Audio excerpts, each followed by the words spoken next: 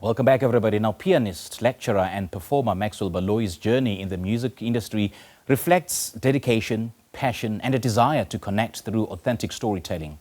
His musical journey began at a very young age, driven by his love for various genres that blend traditional African sounds with contemporary styles. Over the years, Maxwell Baloyi has carved out a reputation for his soulful melodies, and his project, Healing Palms, has been a vessel of love and healing. And to tell us more, he joins us in studio. Mr. Baloyi, very good morning. Thanks for joining us. Welcome. Thank you so much. You know, you've often spoken about your musical journey as one rooted in love, faith and healing. So when you look back, what were the earliest sounds or experiences that made you believe that indeed music could be more than just performance, it could be purpose? It's more of based on so-called communal healing and vibration, because I mean these are the songs from the community rather than a repertoire that's symbolizing one person. So it's a repertoire that's being performed in the village. It's a repertoire that's being performed by the elders as well. I mean, we speak of Sherinda, we speak of Thomas Chauke, and then we speak of your Peter Tinnett, we speak of Papa Penny. So we cannot really separate the sound from these people. These are the elders who come before us and they're still doing very well. Yeah. And having immersed yourself in the different facets of music, at what point did you then realize that, you know, the piano is not just an instrument for you, but a tool, a voice and a vessel for storytelling? It's through the so-called transcription. Yes. When you keep on listening to the music that is not played by piano. So what I'm trying to do, I'm playing Mbira on piano, I'm playing Kora on piano. So it's more of a modern sound, but based on the so-called ostinatos, a repetition, because within this music, more especially African music, there's no progression. It's just the cycle. Yeah. And that led to your project Healing Palms. I suppose Healing Palms feels less of an album, but more of a spiritual offering, a call to renewal, a call to stillness. So what really inspired its creation, and what is it that you had to heal in you while you were making it? We cannot separate it from everyone, because your pain is my pain. So within yourself, I say myself as well. So once we say you must go through the pain within yourself without having the community, it means you're isolated. We must pull together. Yeah. And Healing Palm is suggesting that we know that one way or another this pain will come through, but you must be in the comfort zone to know that within the pain, the stillness and meditative repetition, because Healing Palm is a mantra, it's a repetition of vibration. So I'm saying, I'm using hands to play this piano, but the vibrations can stimulate other people to understand that there's still hope. And hence you speak of, you know, music as medicine. How then to translate that belief into the structure of your compositions? It doesn't really have to have any structure. Okay. It have to be chords, and these chords are visitations that you cannot really have time frame. Okay. Remember, with the composers, with artists, we are gifted to see the future, but we're gifted to trace the past as well. Okay.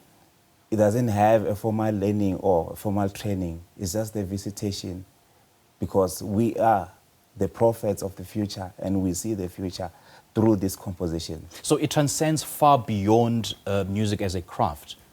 It's but not, it's an encapsulation and a reflection of your spiritual life. Yes. And how do you balance vulnerability and craftsmanship, ensuring the emotional core of your work remains intact, even if as you strive for technical excellence?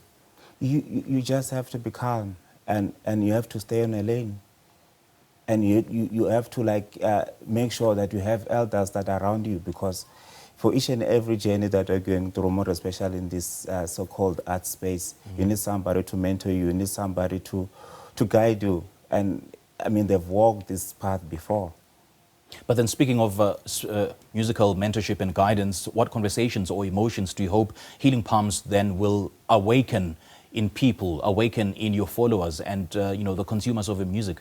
Stillness, meditation, love, selflessness.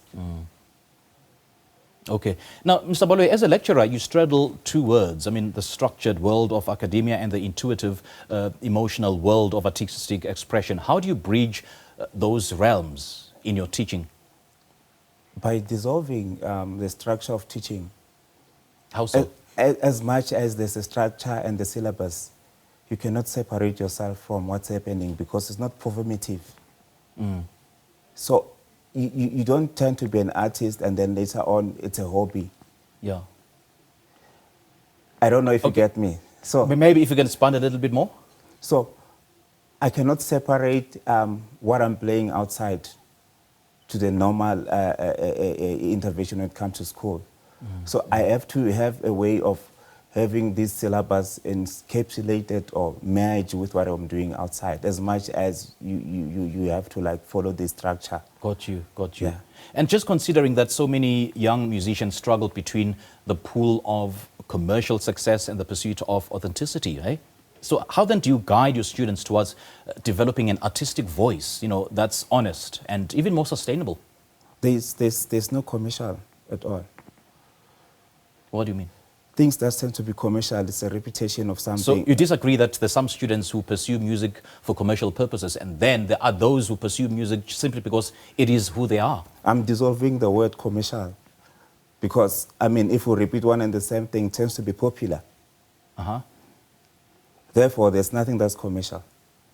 Okay. It's just a repetition of something up until people understand. I mean, how many songs are you singing? You never really sit down and learn them. There are lots of songs.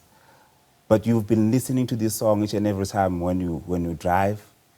So do you believe that there are some people or some musicians who pursue music for commercial purposes? They've got absolutely no resonance with the structure and the lyrical content and as well as the messaging in that particular music?